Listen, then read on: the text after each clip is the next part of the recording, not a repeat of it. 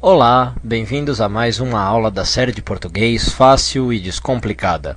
Hoje nós vamos falar de um assunto que foi muito pedido pelos meus amigos, colocação pronominal. Mas antes disso eu vou dar 3 avisinhos rápidos, antes da gente passar para a matéria. Os 3 avisos são os seguintes. Primeiro, que eu tenho recebido muitos e-mails das pessoas que assistem os nossos vídeos, e infelizmente eu não tenho podido responder todos eles. Então eu queria pedir desculpa para as pessoas que não receberam respostas minhas, tá? Eu tenho selecionado os e-mails que eu posso responder. A segunda coisa é que agora um dos meus alunos criou uma comunidade sobre a nossa série de vídeos, tá? Criou uma comunidade para mim. Vocês podem entrar, procurem lá no Orkut pelo meu nome, Diego Raigorodsky. Vocês vão ver tanto o meu perfil quanto a comunidade dos vídeos. Se vocês quiserem entrar, debaterem, criarem tópicos, tirarem dúvidas por lá, serão muito bem-vindos. E por último, a última coisa que eu queria falar é para vocês me ajudarem se inscrevendo aqui no YouTube, tá? Porque desse jeito a gente sai assim numa dupla vantagem, na verdade. Eu ganho mais espaço no YouTube para colocar os vídeos, né? Então posso fazer mais vídeos para vocês e ajudar vocês. E vocês se inscrevendo também ficam sempre atualizados em relação ao conteúdo que eu for postando aqui. Vocês sempre recebem uma notificação cada vez que um vídeo sair.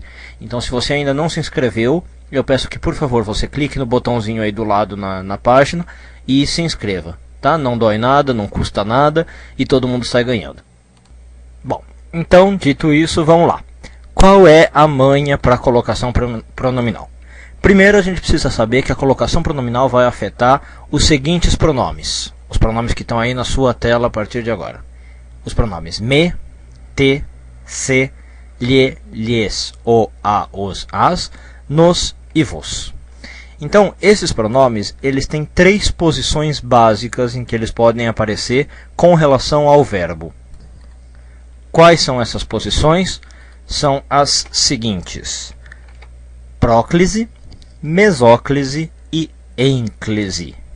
Então vamos lá, vamos ver o que significa isso. Pró significa antes, anterior. Então na próclise esses pronomes aparecem antes do verbo.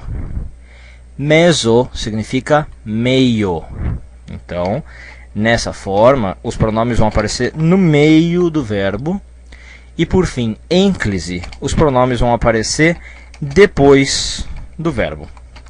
Então eu vou dar um exemplo com o caso do me, para vocês terem uma noção. Então, por exemplo, como é que ficaria o me numa próclise? Vou pôr aqui uma frase simples, mas poderia ser algo do tipo: eu me calei. Então olha aqui como o me aparece antes do verbo calei. Se fosse numa mesóclise, ficaria uma coisa desse tipo aí: calar-me-ei. Tá? Olha, o me entra no meio do verbo. O verbo é calarei, certo? Calarei.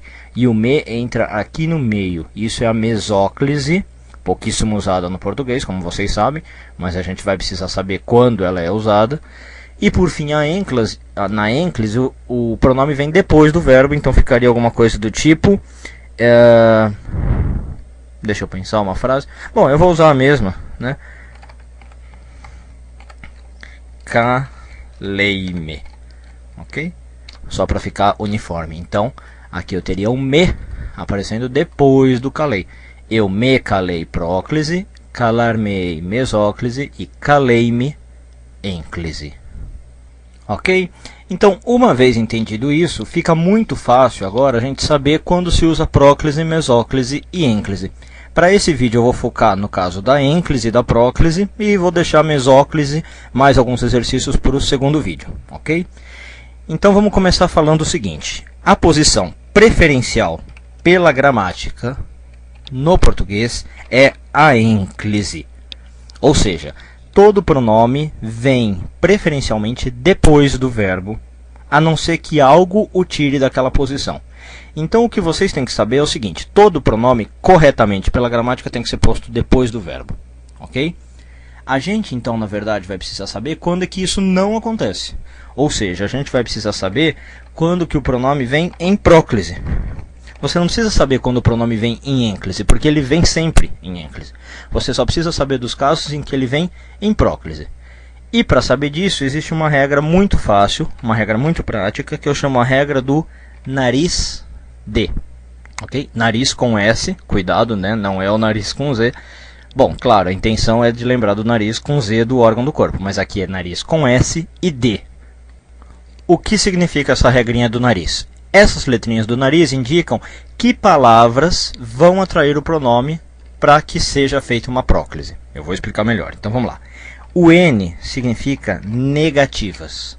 Então, palavras negativas do tipo não, nunca, jamais, ninguém, ok? Vão atrair o pronome.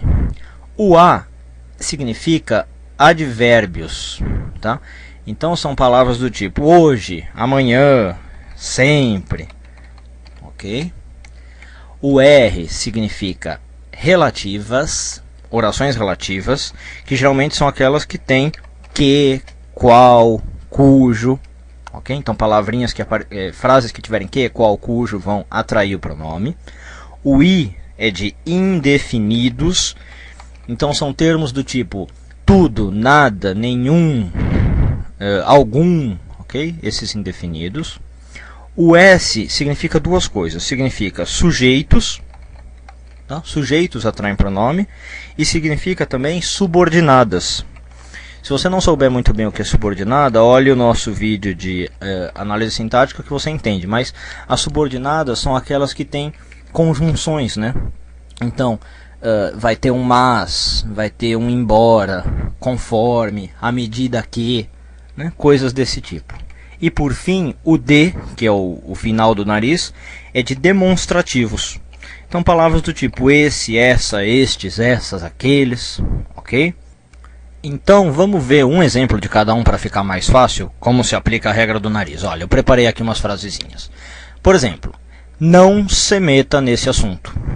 Perceba que o não trouxe o pronome se para perto de si, para a posição de próclise, e não se diz não meta-se nesse assunto, porque o não é uma negativa, né, do nariz e traz o se para cá. O segundo caso, eu pus aqui um advérbio de tempo. Ó. Eu sempre te disse a verdade, e não eu sempre disse-te a verdade, porque o sempre é o a do nariz e traz o te para perto de si. Depois, no caso de relativo, eu pus um exemplo com que. Não acredite no jornal que lhe deram, e não acredito no jornal que deram-lhe, porque a relativa que atrai o lhe para si. Fica próclise. Vale o mesmo para quem, cujo, ok? Depois, no caso de indefinido, eu pus o alguém. Alguém se safou dessa, e não alguém safou-se. Okay? O alguém é o indefinido, é o i do nariz, e traz para si o pronome. Então, alguém se safou. Poderia ser ninguém se safou, também é um indefinido. Depois, no S de nariz, a gente tem os sujeitos e as subordinadas. Então, eu pus dois exemplos. Olha aqui um caso de sujeito atraindo pronome. Nós o vimos ontem.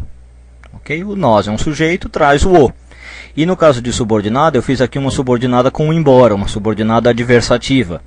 Embora se arrependesse, não pediu desculpas. Está vendo aqui a construção de subordinada, né? Duas orações, e a conjunção embora atraiu o se para si. Não é certo falar embora arrependesse, se não pediu desculpas. O embora atrai para si por ser uma subordinada, é o S do nariz. E por fim, a regrinha é nariz D, né? O D de demonstrativo está aqui no último caso. Este me parece melhor do que aquele. Este parece-me melhor do que aquele está errado. O este é um demonstrativo, é o D do nariz D, da regra de nariz D, atrai para si o pronome, então tem que ficar na posição de próclise.